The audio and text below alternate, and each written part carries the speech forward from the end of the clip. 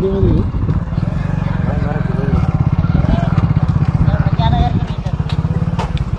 आपल्याला वाडे बोललाय गावडेवाडे येथून प्रवीण चोबे यांनी आपल्याला कॉल केला आहे। चंदननगर ते वाडे बोललाय किमान 20 ते 25 किलोमीटर अंतरावर आहे। यांच्या टाकीमध्ये रसल वायपर घोण जातीचा साप पडलेला आहे। तो रेस्क्यू करण्यासाठी आम्ही इथं पोहोचलेलो आहोत। क्लास कमी पडत असेल का देऊ बाई एखादा दिसत नाही खालचं आयुष्यभर आवाज बघा द्या आवाज बघा शांत बघ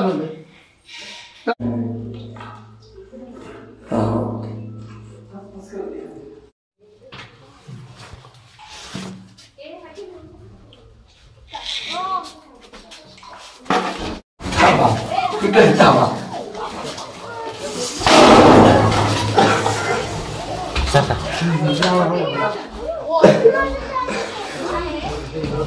स्टिक पुढे लावायचं टाकीचं झाकण लागणारच नाही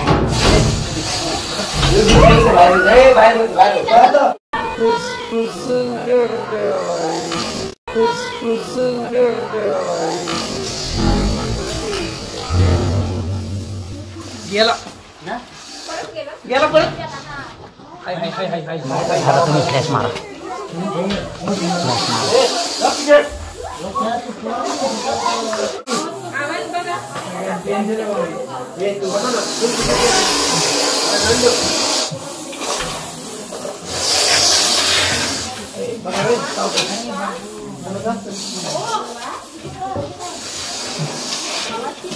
इकडे लोटा ना तिला मोकळे तुम्ही पाठी मागवा ना साहेब बाहेर घ्या तुम्ही येऊ द्या बाहेर लोटा हालू नका पुढे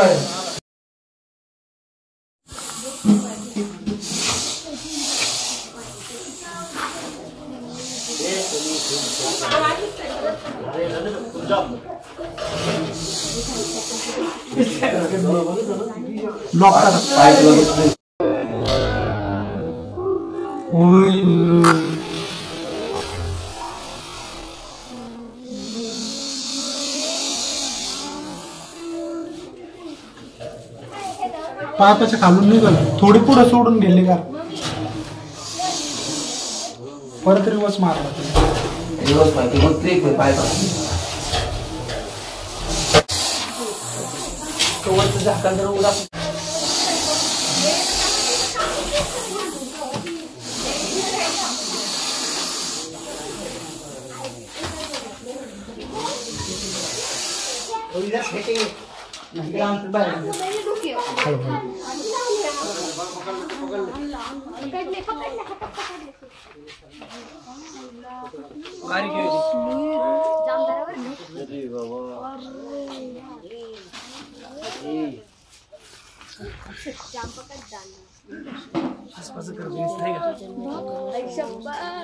कुछ तो खाया नाही तसं जाडच असेल तसं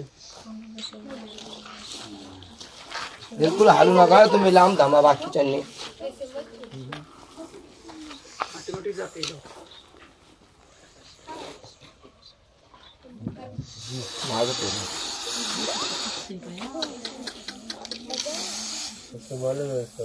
घर उसका बराबर है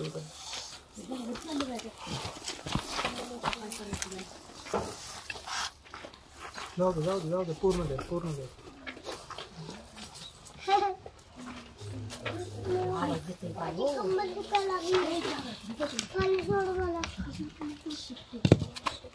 माँ देखिए ना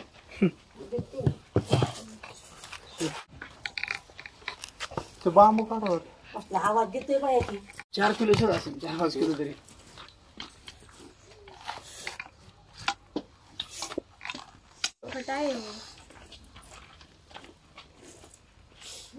आवाज देतोय बाय छोड़ देंगे भैया इधर मत छोड़ो उधर कतरे नहीं छोड़ो लेके जाएंगे इतना नहीं बड़े पण इथे घेऊन देणार ते इथून ते घेऊन देणार आवाज इसका कर ले तो रिकॉर्डिंग हाथ छूलो छूलो एक बार नाही बाबा नहीं करना कुछ छूने से क्या होगा कुछ नहीं होगा मग घरात सोडून बसायची. आता हे रेस्क्यू ऑपरेशन सक्सेसफुली केलेलं आहे. तर आपण इथं घोणस या जातीचा विषारी साप इथून रेस्क्यू केला आहे पाण्याच्या टाकीमधनं. तर हा जो एरिया आहे हा खेडेगाव एरिया आहे. तर इथलच्या लोकांनी काळजी काय घेतली पाहिजे, खेडेगावातल्या लोकांनी किंवा इथल्या लोकांनी, की जे काही अडगळीची जागा आहे तर त्या ठिकाणी आपण समजा विटा पडलेल्या आहेत किंवा सरपण पडलेलं आहे तर सकाळी उठून ते घेण्या अगोदर व्यवस्थित त्याला उचकून पाहून आणि मग घेतलं पाहिजे. नाही तर अशा केसेसमध्ये खूपदा खेडेगावातल्या लोकांना बाईट होतो. तर विषारी सापाचा बाईट झाला तर बऱ्यापैकी माणूस दगावू शकतो किंवा त्याचा जो म्हणजे समजा विषारी साप चावला, घोणस वगैरे चावला तर ज्या भागाला चावलेला आहे तो भाग काढून पण टाकावा लागतो. तर ही काळजी घेतली पाहिजे. जसे लहान मुलं सकाळी त्यांच्या कुठल्या खेळणीच्या वस्तू आहे ज्या अडगळीत पडलेल्या तर मोठ्या माणसांनी अगोदर चेक करून त्या व्यवस्थित काढणे आणि मग त्यांना ती वस्तू खेळायला देणे.